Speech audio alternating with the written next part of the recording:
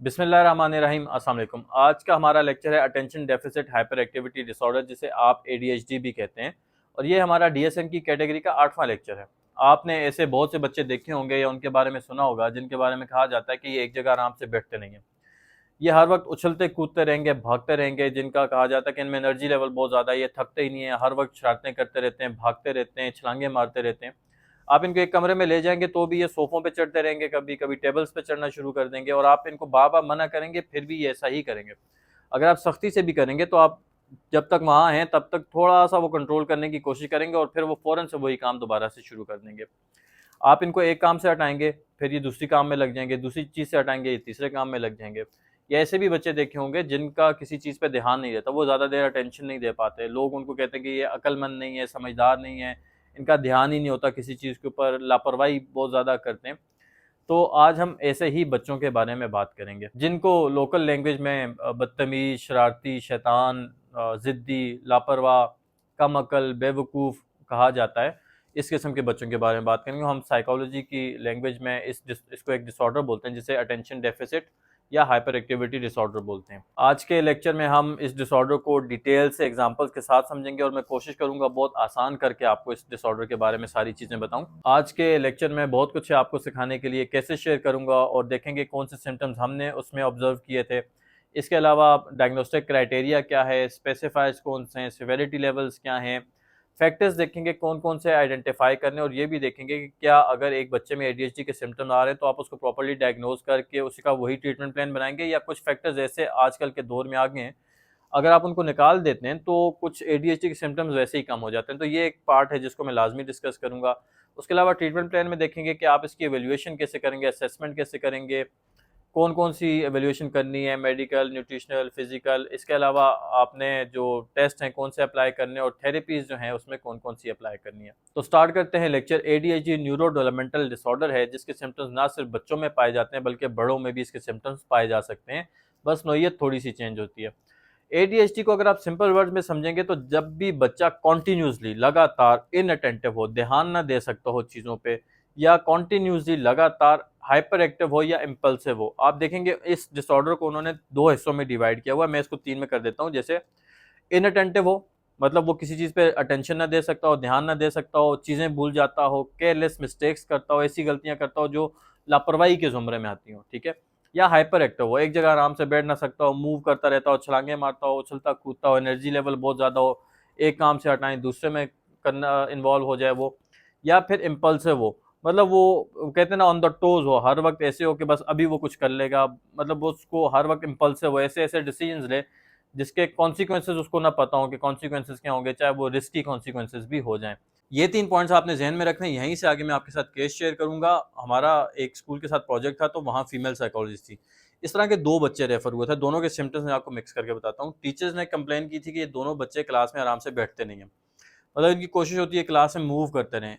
अपनी चेयर पे अगर आप इनको ज़बरदस्ती बिठा भी लेंगे तो हर 5-10 सेकंड बाद, 15 सेकंड बाद, नहीं तो 20 सेकंड बाद लाजमी इन्होंने इधर उधर कुछ देखना होता, शरारत करनी होती थी या मूव करना होता था। लेक्चर में बिल्कुल ध्यान नहीं देंगे।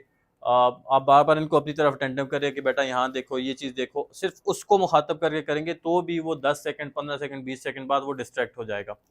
क्लास जैसे ही ख़त्म होगी तो वो एकदम भागते थे बच्चे। अब वो स्कूल में भागते हुए हमेशा नज़र आते थे, हालांकि उस स्कूल की डिसिप्लिन की पॉलिसी बहुत सख्त थी।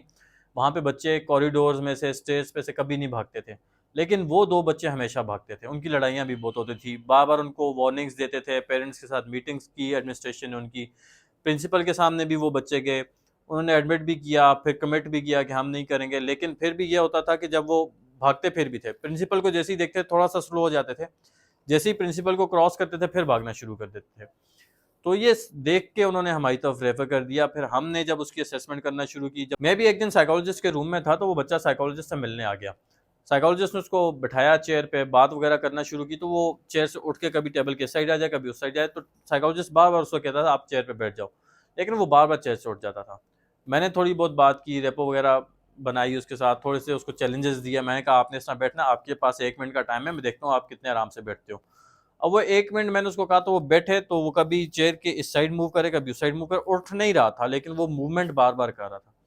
फिर मैंने उसको चैलेंज दिया, मैं कहा अब आपने 30 सेकंड बिल्कुल मूव नहीं करना। अब वो जब बिल्कुल स्टिल बैठ गया तो उसके पाँव मूव करना शुरू हो गए, पाँव को ज़मीन पे टैप करना शुरू कर दिया। फिर मैंने उसको चैलेंज दिया आपने पाँव भी टैप नहीं करना, तो वो फिंगर्स को ऐसे टैप करना शुरू किया। मैं फिंगर्स भी रुकवाई तो उससे कंट्रोल ही नहीं हो रहा था। फिर हमने क्या किया कि उसको एक ग्रुप एक्टिविटी में डाल दिया। ग्रुप एक्टिविटी में हमने देखा कि वो ग्रुप एक्टिविटी परफॉर्म नहीं करता, क्योंकि वो अपनी बारी का इंतजार नहीं करता, दूसरों के कामों में खुद आगे बढ़ के शामिल हो जाता है और इंस्ट्रक्शंस को तो सुनता ही नहीं है, पहले ही काम करना शुरू कर देता है। फिर एक मैंने टास्क ये किया कि मैंने उसको 5-6 चीज़ें दी सिंपल सिंपल, और मैंने कहा आपने इसको इस सीक्वेंस में लगाना है, ऑर्गेनाइज करना, बड़े आराम से उसको समझाया।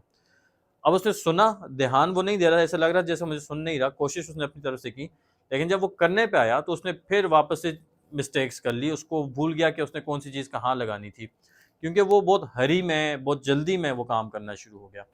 तो ये सिम्टम्स देखे तो हमें लगा कि ये थोड़ा बहुत कंफर्म हो रहे हैं कि इसको एडीएचडी है, attention deficit hyper activity disorder है।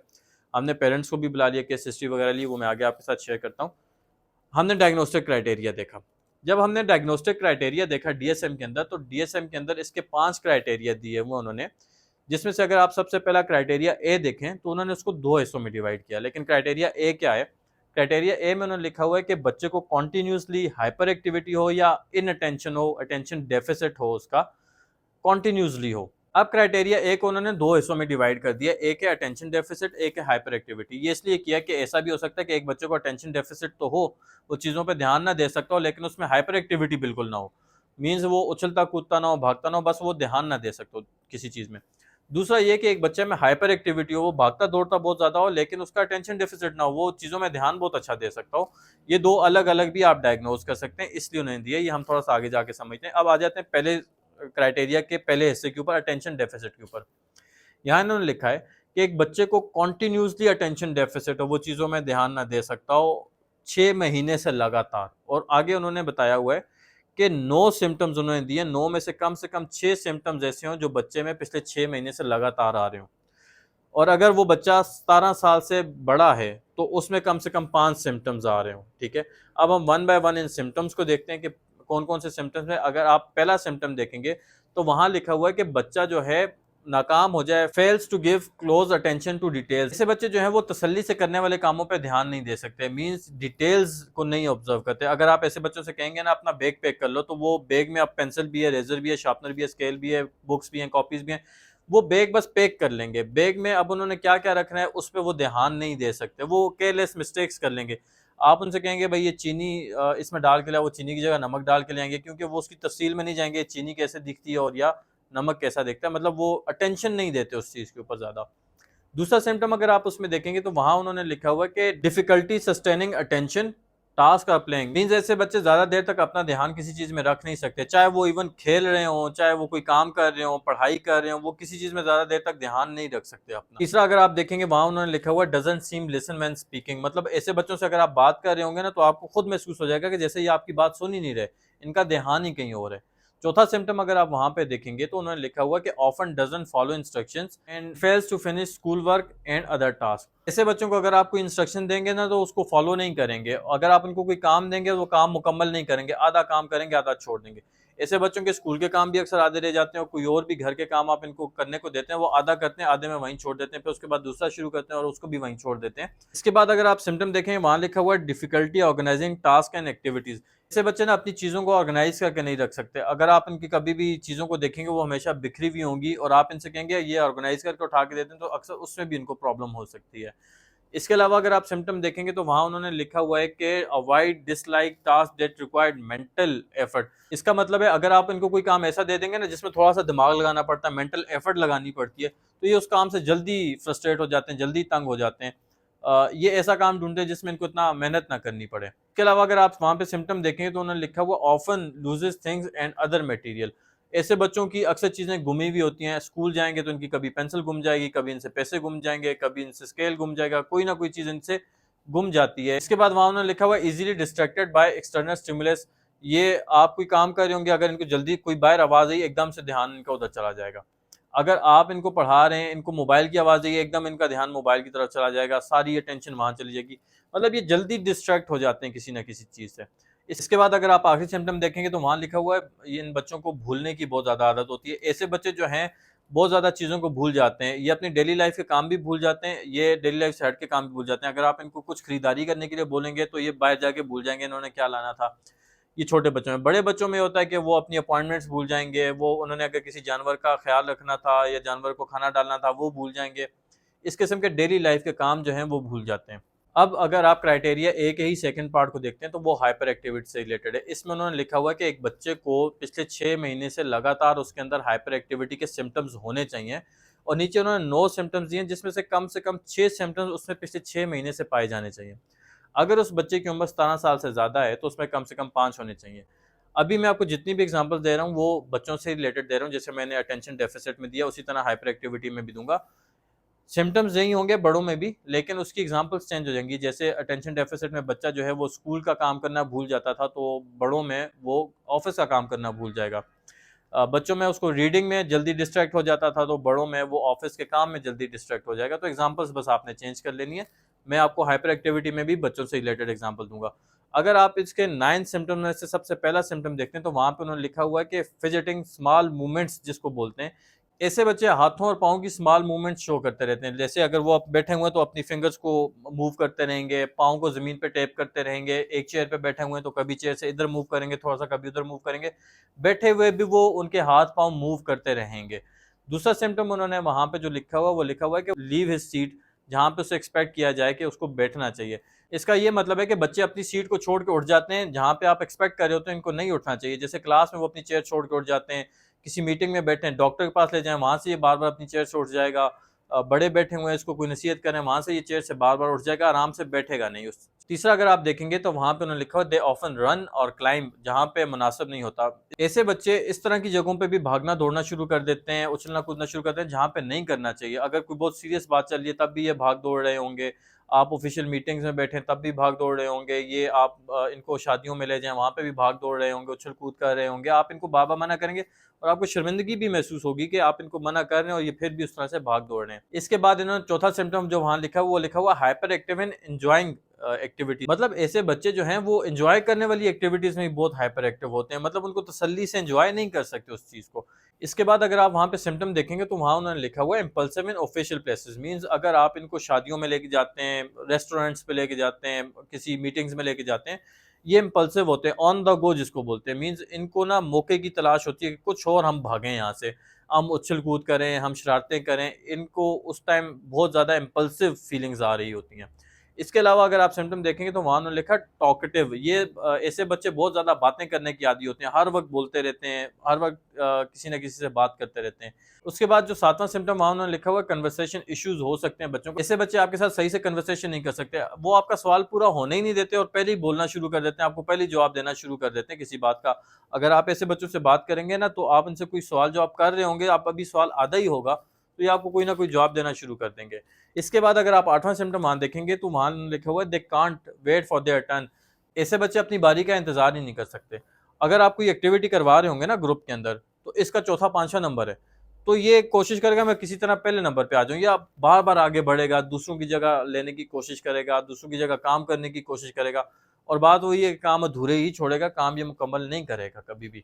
इसके बाद नौवां सिम्टम अगर आप देखेंगे तो वहां उन्होंने लिखा है they use things without the permission of others. ऐसे बच्चे दूसरों की परमिशन के बगैर ही उनकी चीजें इस्तेमाल करना शुरू कर देते हैं। अगर आप कोई एक्टिविटी भी करवा रहे होंगे ना तो वहां पे ये अगर इनको कोई चीज चाहिए और किसी दूसरे की है तो ये उठा के ले आएंगे बगैर उससे पूछे, उसको बताएंगे भी नहीं कि मैं तुम्हारी चीज उठा के लाया हूँ।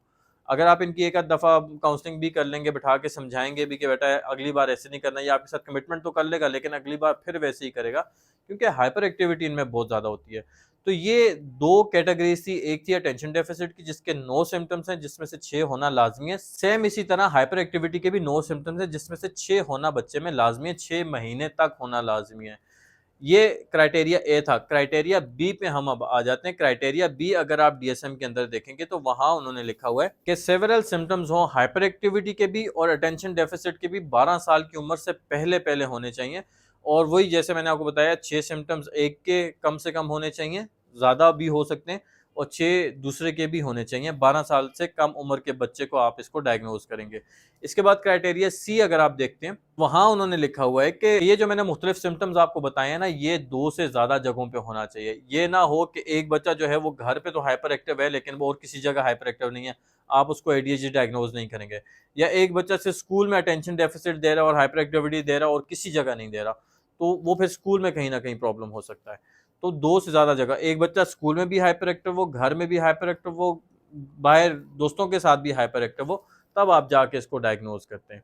इसके बाद अगर आप क्राइटेरिया डी देखते हैं तो क्राइटेरिया डी में उन्होंने लिखा हुआ है इसकी वजह से जो है बच्चे की क्वालिटी ऑफ लाइफ जो है रिड्यूस हुई हो, उसकी एकेडमिक परफॉर्मेंस रिड्यूस हुई हो, उसकी ऑक्यूपेशनल लाइफ, उसकी जो ऑफिस की लाइफ है कोई भी, उस पर कोई ना कोई इफेक्ट आया हो, इम्पेयरमेंट क्रिएट हुई हो इन सिम्टम्स की वजह से। इसके बाद अगर आप क्राइटेरिया ई देखेंगे तो वहाँ उन्होंने लिखा हुआ है कि ये जो सिम्टम्स हैं during the course of schizophrenia, psychotic disorder या अदर मेंटल डिसऑर्डर के वक्त ना आ रहे हो।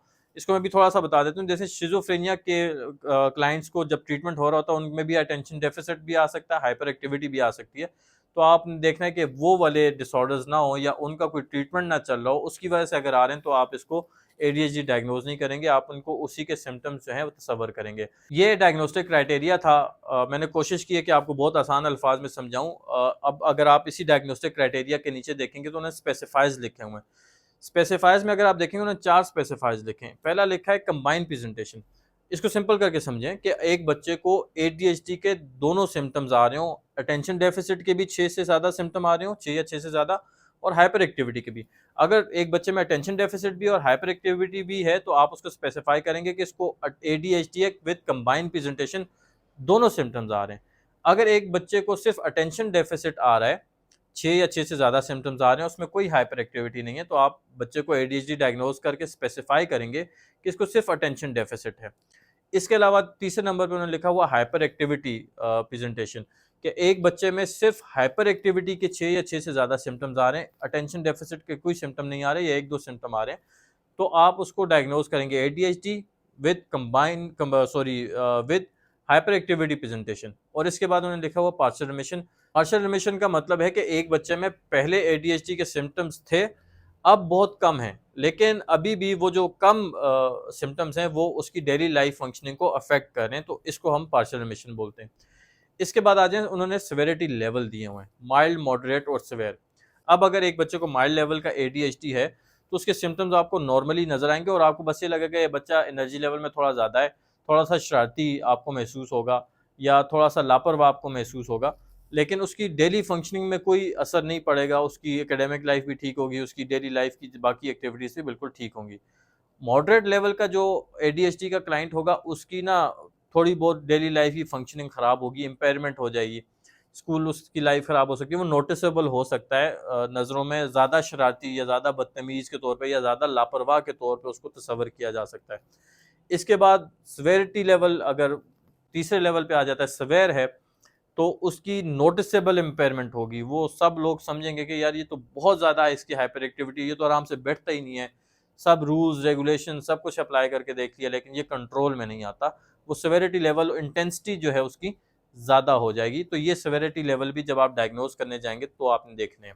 अब अगर आपके पास इन कंप्लेंट्स के साथ कोई क्लाइंट आए तो आप उनमें कौन से सिम्टम्स देखेंगे उसके लिए एक चेकलिस्ट बना लेते हैं। वैसे तो सिम्टम्स लिखे हुए हैं डीएसएम के अंदर, अटेंशन डेफिसिट के भी और हाइपर एक्टिविटी के, वो क्लियर हैं, बट फिर भी एक जनरल सी चेकलिस्ट बना लेते हैं। मैं आपको 3 चीज़ों के सिम्टम्स बताऊंगा, एक अटेंशन डेफिसिट के बताऊंगा, एक हाइपर एक्टिविटी के बताऊंगा, एक इम्पल्सिविटी के बताऊंगा।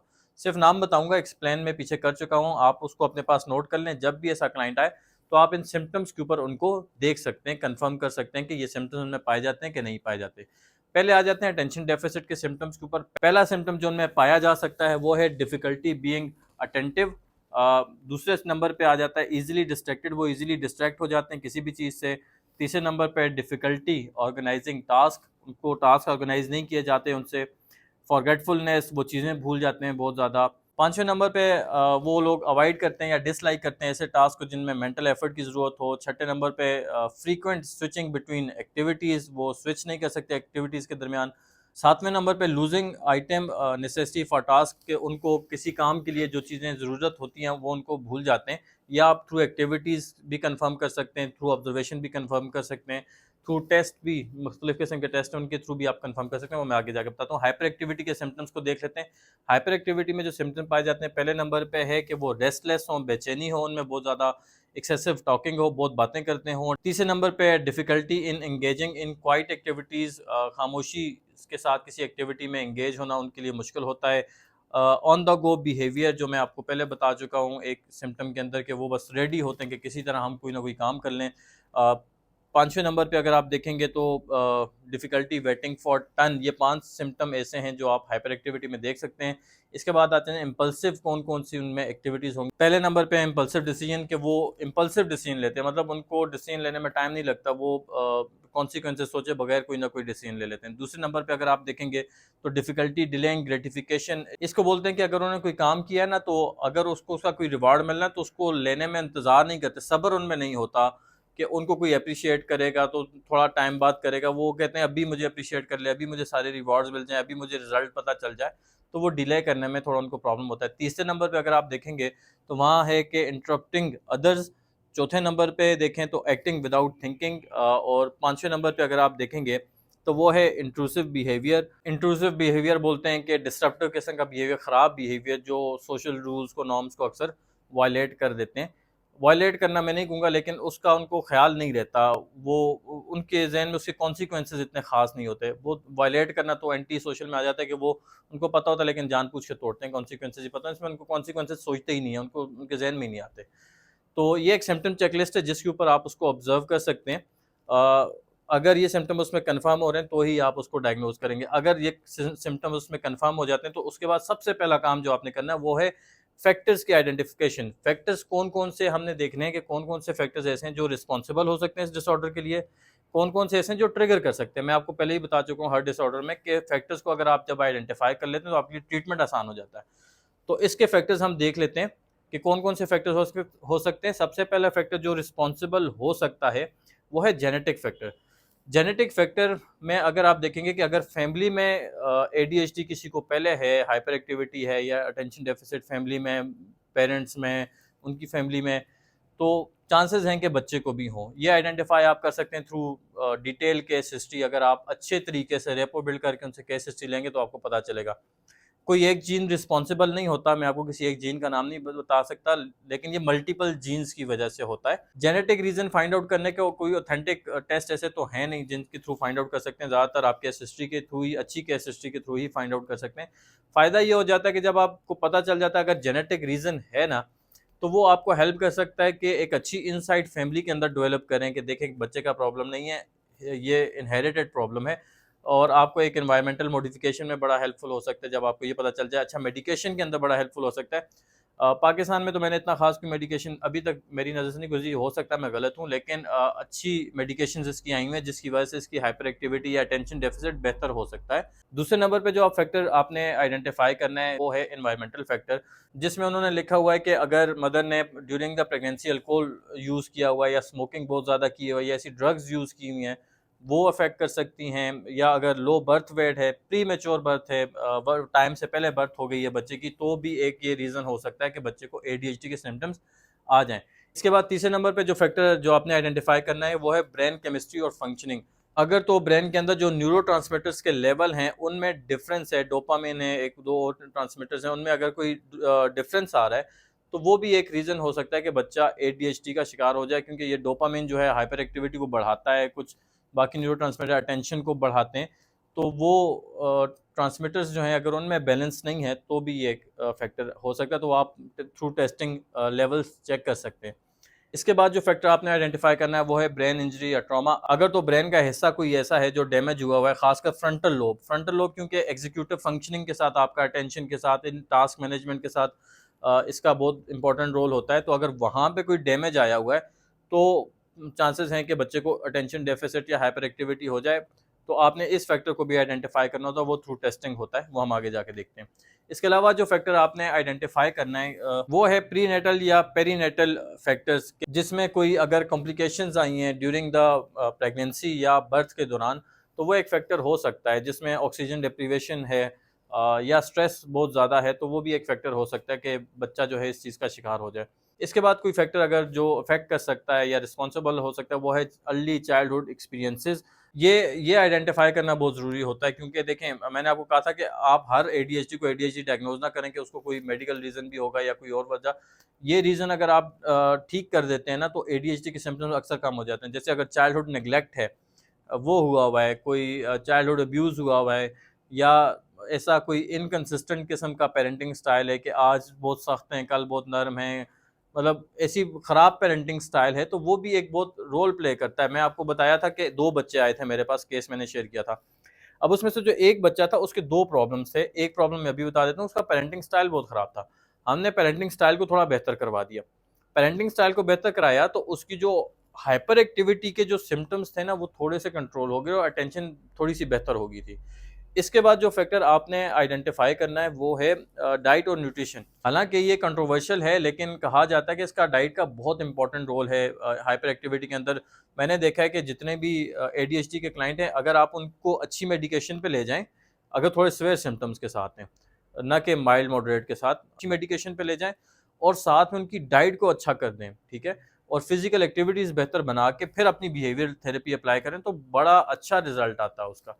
तो डाइट और न्यूट्रिशन में क्या चीज़ें, सबसे पहले आप देखते हैं कि शुगर इंटेक कितना है। शुगर इंटेक जिन बच्चों में ज़्यादा होता है, या कार्ब्स इंटेक बहुत ज़्यादा है, या साल्ट इंटेक बहुत ज़्यादा है, स्पाइसेस इंटेक बहुत ज़्यादा है, ट्रांस फैट बहुत ज़्यादा इंटेक है।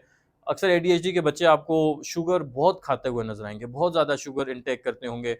अच्छा, आपको वो फास्ट फूड, बर्गर, पिज़्ज़ा, इन चीज़ों में जो ज़्यादा बच्चे ये चीज़ें खा रहे होते हैं, आपको अक्सर वही हाइपर एक्टिव भी नजर आएंगे आपको।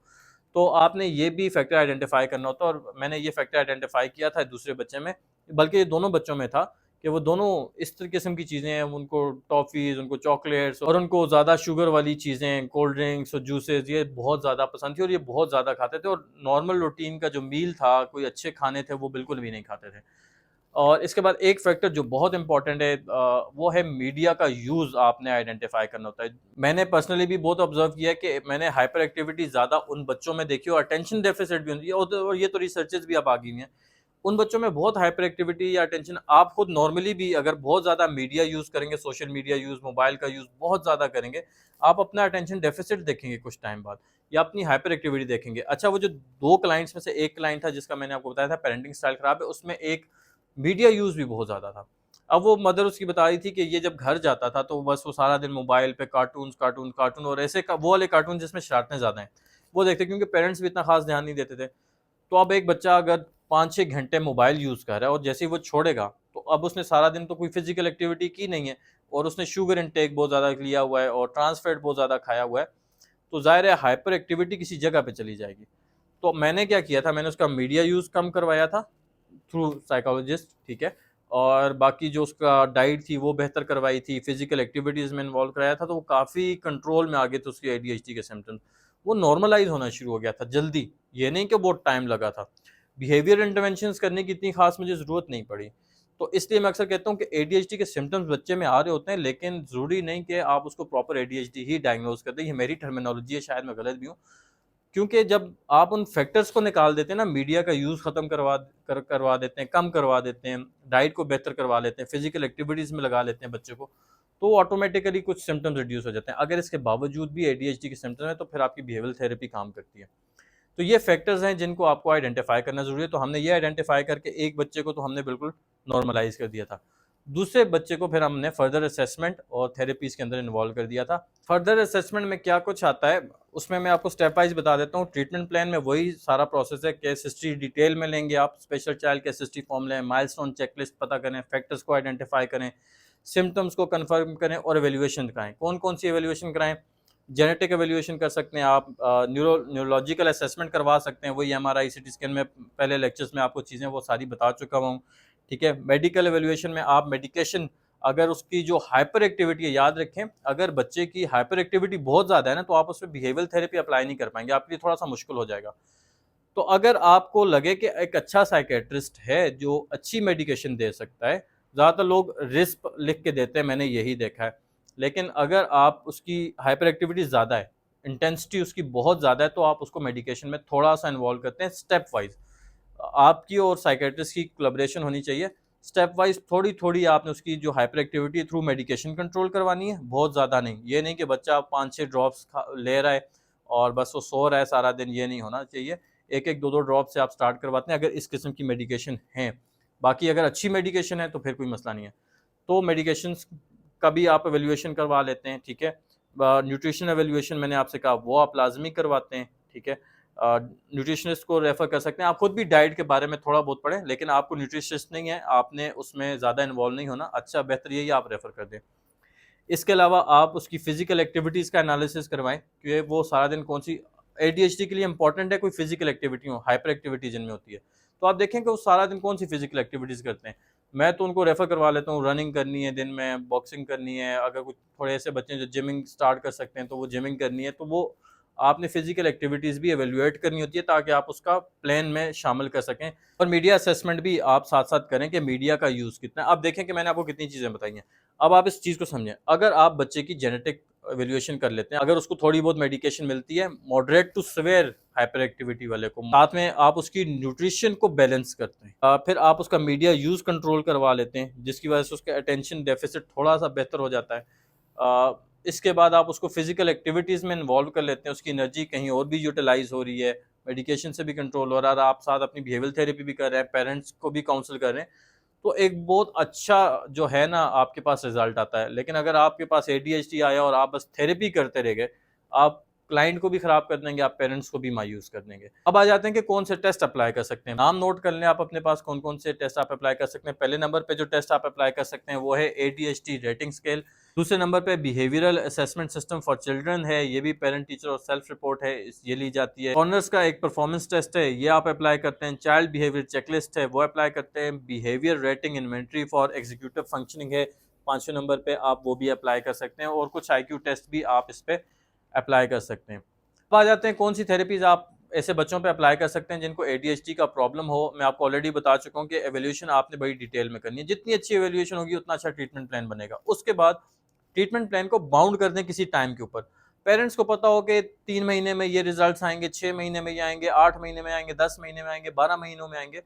आप कम से कम उनको साल का टाइम फ्रेम दें कि बच्चे की हाइपर एक्टिविटी, बिहेवियर चेंजेस 1 साल के अंदर होंगे। इससे ये होता है कि आप खुद को भी बाउंड कर लेते हैं और पेरेंट्स को भी क्लियर हो जाता है कि उनको टारगेट्स पता होते हैं कि क्या अचीव होंगे।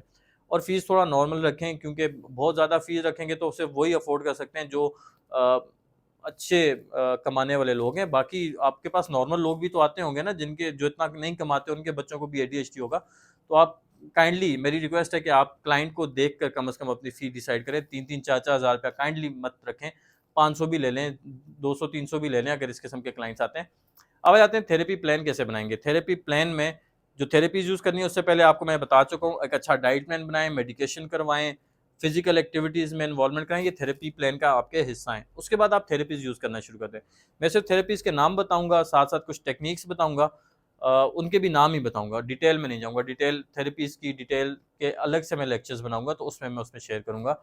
अभी से मैं नाम बता रहा हूँ। तो पहली थेरेपी जो आप यूज़ कर सकते हैं वो है बिहेवियरल थेरेपी। बिहेवियरल थेरेपी में ज़ाहिर है आप बिहेवियर में मॉडिफ़िकेशन लेकर आते हैं। उसमें जो-जो टेक्नीक्स आप यूज़ कर सकते हैं वो है positive reinforcement, token economy, behavioural contracts आप करवाते हैं, ये एक टेक्नीक है जो आप यूज़ करते हैं। रिस्पॉन्स कॉस्ट आप करवाते हैं, आप टाइम आउट टेक्नीक यूज़ करते हैं, बिहेवियर मोमेंटम की टेक्नीक यूज़ करते हैं, प्री मॉक प्रिंसिपल यूज़ करते हैं और task analysis and chunking use करते हैं। जाते हैं दूसरे नंबर पे आप क्या चीज़ कर सकते हैं वो है parents training programme. Parents training programme में ज़ाहिर है आप सबसे पहले पेरेंटिंग स्टाइल का भी एनालिसिस करते हैं, उनके आपस में बॉन्ड का भी एनालिसिस करते हैं। अच्छा कौन-कौन से बिहेवियर आपने पेरेंट्स में से निकालने हैं और कौन से बिहेवियर जो है वो बच्चे में से निकालने हैं, कौन से अडॉप्ट करने हैं पेरेंट्स को, कौन से बच्चे को करने हैं, ये सब आप एनालिसिस करते हैं। उसके बाद अपनी टेक्निक्स यूज़ करते हैं। कौन-कौन सी टेक्निक्स यूज़ कर सकते हैं? सबसे पहली टेक्निक आप यूज़ कर सकते हैं वो है वही टोकन इकोनॉमी। बिहेवियरल कॉन्ट्रैक्ट्स आपको बहुत यूज़फुल हो सकते हैं। रीइंफोर्समेंट का यूज़ आप उनको सिखाते हैं। अच्छा उनसे रूल्स रेगुलेशंस को क्लियर उसको सेट करवाते हैं, एक्सपेक्टेशंस को, कॉन्सिक्वेंसेस को। तीसरे नंबर पे आपको एक स्कूल इंटरवेंशन प्लान बनाना चाहिए, आईईपी बनाना चाहिए, इंडिविजुअलाइज्ड एजुकेशन प्लान बनाना चाहिए क्योंकि बच्चे की जो स्ट्रेंथ वीकनेसेस हैं वो डिफरेंट हैं, हाइपर एक्टिविटी भी है, अटेंशन डेफिसिट भी है, उसके अकॉर्डिंग एक प्लान बनाएं। तो सबसे पहली टेक्निक विजुअल टाइमर्स है, उसके अलावा टास्क लिस्ट है, क्लियर एक्सपेक्टेशंस है, सेटिंग डिसिप्लिन है, मूविंग डिस्ट्रैक्शन है, रीइंफोर्समेंट का यूज़ सिखाते हैं, अल्टरनेटिव टेस्टिंग फॉर्मेट्स आप निकालते हैं कि किस और तरीके से आप जो है बच्चे की असेसमेंट कर सकते हैं। इसके साथ साथ आप सीबीटी बहुत ज़्यादा यूज़ कर सकते हैं। सीबीटी में वही कॉग्निटिव रिस्ट्रक्चरिंग, कॉग्निटिव रिफ्रेमिंग, साथ में उनके साथ आप माइंडफुलनेस और रिलैक्सेशन की टेक्निक्स बहुत सारी यूज़ कर सकते हैं, वो आपको ऑलरेडी पता होंगी। सोशल स्किल्स ट्रेनिंग्स आप उनको करवा सकते हैं। अब उसमें कौन कौन सी चीज़ें आप कर सकते हैं, सबसे पहले रोल प्लेइंग है, मॉडलिंग है और ग्रुप एक्टिविटीज़ हैं। इसके बाद आखिरी नंबर पे जो मेरे अकॉर्डिंग आप यूज़ कर सकते हैं वो है attention improving and self controlling exercises. इसकी बहुत ज़बरदस्त टेक्निक्स हैं। मैं आपके साथ किसी सेपरेट लेक्चर में वो शेयर करूँगा क्योंकि वो टेक्निक्स बहुत अच्छी हैं और वो आपके लिए बहुत हेल्पफुल हो सकती हैं। आज के लेक्चर को अगर आप समराइज़ करेंगे तो हमने देखा कि एक बच्चा अगर अटेंशन डेफिसिट में हो या हाइपर एक्टिव हो, इम्पल्सिव हो, तो आप इस डिसऑर्डर में आके देखते हैं। डायग्नोस्टिक क्राइटेरिया देखा कि 6 सिम्पटम्स कम से कम होने चाहिए 6 महीने से लगातार, तब आप इसको डायग्नोज करेंगे। उसके बाद फैक्टर्स को आइडेंटिफाई करेंगे और ट्रीटमेंट प्लान में हमने देखा था कि आप मेडिकल एवेल्यूएशन करें, डाइट प्लान उसका बेहतर बनाएं, फिजिकल एवेल्यूएशन उसकी करके उसका फिजिकल प्लान बनाएं, साथ फिर आप अपनी बिहेवियरल इंटरवेंशन यूज़ करें, फिर साथ साथ सीबीटी यूज़ करें, स्कूल के साथ आप अलग से टेक्निक्स यूज़ करें। ये सब करके आप एडीएचडी को बहुत कंट्रोल एनवायरनमेंट के अंदर लेकर आ सकते हैं। यही था आज का लेक्चर। मैंने कोशिश की है बहुत सिंप्लीफाई करने की एडीएचडी को, इतना मुश्किल था भी नहीं, सिंपल लेक्चर था, लेकिन मैं कोशिश किया मजीद सिंप्लीफाई कर सकूं इसको और आई होप सो मैंने इसको किया होगा, कंफ्यूज नहीं किया होगा आप लोगों को। मुझे आपके फीडबैक का इंतजार रहता है, कमेंट की फॉर्म में ज़रूर दिया करें। कोई नेगेटिव चीज़ देखें, मैंने कोई चीज़ गलत बोली है, कुछ गलत सिखाया है, तो मुझे वहीं पे बता दिया करें कि आपने गलत किया है, क्योंकि मैं भी लर्निंग फेज़ में ही हूँ, मैं भी सीख रहा होता हूँ चीज़ें, तो ज़ाहिर है मुझसे भी गलती के चांसेस होते हैं। तो मुझे फीडबैक ज़रूर दिया करें, कमेंट की फॉर्म में दें, सोशल मीडिया प्लेटफॉर्म्स पे जाके दें, या व्हाट्सएप पे जाके दे दें। इंशाल्लाह आपसे नेक्स्ट लेक्चर में मुलाकात होगी, तब तक के लिए अल्लाह हाफ़िज़।